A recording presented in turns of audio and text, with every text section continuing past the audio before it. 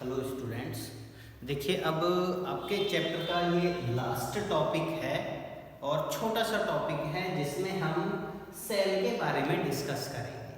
क्या होती है सेल, कितने टाइप की होती हैं और कैसी उसकी स्ट्रक्चर होती है, इसके बारे में यहाँ डिस्कस करेंगे। तो सबसे पहले बात करते हैं कि सेल होती क्या है। अगर हमें डेफिनेशन देने के लिए आ जाए कि डेफिनेशन दो सेल की, तो क्या डेफिनेशन दो? तो सेल के लिए बोलते हैं in biology a cell is the smallest unit of life. Cell जो है वो लाइफ की सबसे छोटी यूनिट है।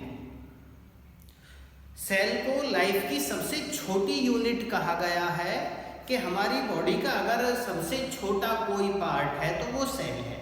जबकि सेल, जैसे कि ये एक सेल है, ये एक सेल है, सेल के अंदर भी कुछ छोटे छोटे पार्ट्स होते हैं, लेकिन उनको तो हम स्मॉलेस्ट यूनिट नहीं कह रहे हैं, सेल को ही हम सबसे छोटी यूनिट कह रहे हैं। वो इसलिए कह रहे हैं कि अकेले सेल ही वो सारी एक्टिविटी परफॉर्म कर सकती है जो एक लिविंग ऑर्गेनिज्म करता है। तो अगर एक सेल को बॉडी से अलग निकाल दिया जाए तो जो पूरी बॉडी प्रोसेस करेगी वो ही प्रोसेस अकेली एक सेल भी करेगी और इन्हीं सेल से मिलकर के हमारी पूरी बॉडी बनी हुई है। तो इसलिए बोलते हैं cell is the smallest unit of life. या दूसरे वे में ये कह सकते हैं cell is the building block of plant and animal body. Plants और एनिमल बॉडी का जो बिल्डिंग ब्लॉक है वो सेल है। जैसे कि एक एग्जांपल दूं मैं आपको, हम लोग एक मकान बनाते हैं। जब मकान बनाते हैं तो उसमें क्या है, ईंट लगाते हैं, ब्रिक्स, उनका यूज करते हैं। और उस मकान की जो सबसे छोटी यूनिट हुई वो क्या हुई, वो ब्रिक, ईंट हुई। इसी तरह से जैसे मकान की सबसे छोटी यूनिट ब्रिक, ईंट होती है, ऐसे ही हमारी बॉडी की सबसे छोटी यूनिट जो होती है वो सेल होती है। अब सेल भी टू टाइप्स की होती हैं। कुछ सेल्स ऐसी जो प्लांट्स में पाई जाती हैं और कुछ सेल ऐसी जो एनिमल में पाई जाती हैं। दोनों में डिफरेंस होता है। तो अब यहाँ हम इनकी स्ट्रक्चर को देखेंगे। सबसे पहले हम बात करते हैं एनिमल सेल की। ये जो स्ट्रक्चर यहाँ पर है ये एनिमल सेल की है। हम लिखे देते हैं इसके नीचे एनिमल सेल और ये यहाँ पर है प्लांट सेल।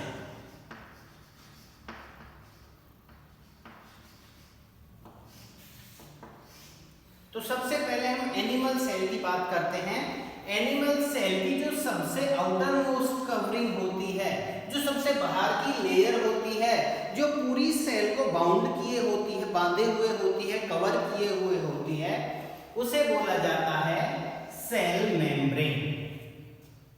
और उस सेल मेम्ब्रेन के अंदर, पूरी मेम्ब्रेन में एक लिक्विड भरा हुआ होता है और उस लिक्विड को नाम दे देते हैं हम साइटोप्लाज्म। जो भी लिक्विड भरा हुआ होता है और उसी सेल के सेंटर में एक स्फीयर स्ट्रक्चर पाई जाती है, उसको बोला जाता है न्यूक्लियस। और न्यूक्लियस वो पार्ट है जो पूरी सेल की सारी एक्टिविटी को कंट्रोल करके रखता है। अगर सेल कोई भी एक्टिविटी परफॉर्म कर रही है तो वो with the help of nucleus कर रही है, न्यूक्लियस की हेल्प से कर रही है।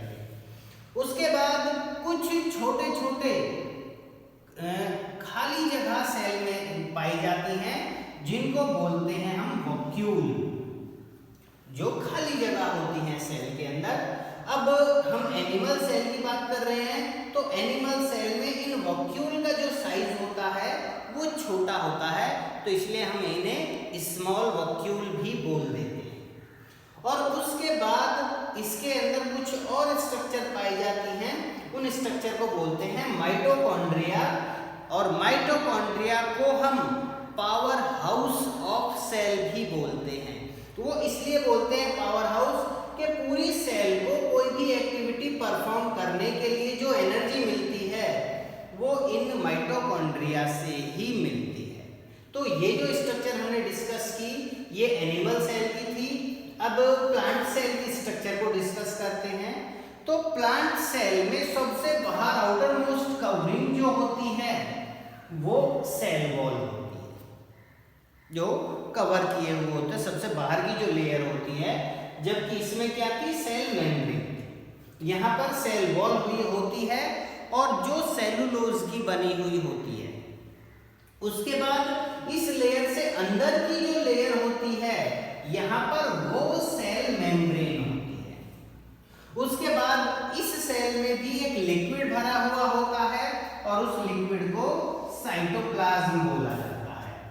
और इस सेल में एक लार्ज स्पेस जो ब्लैंक होता है, खाली होता है, वो बड़े साइज का होता है, उसे वॉक्यूल बोलते हैं। बड़े साइज का होने की वजह से इसको हम लार्ज वॉक्यूल बोल देते हैं।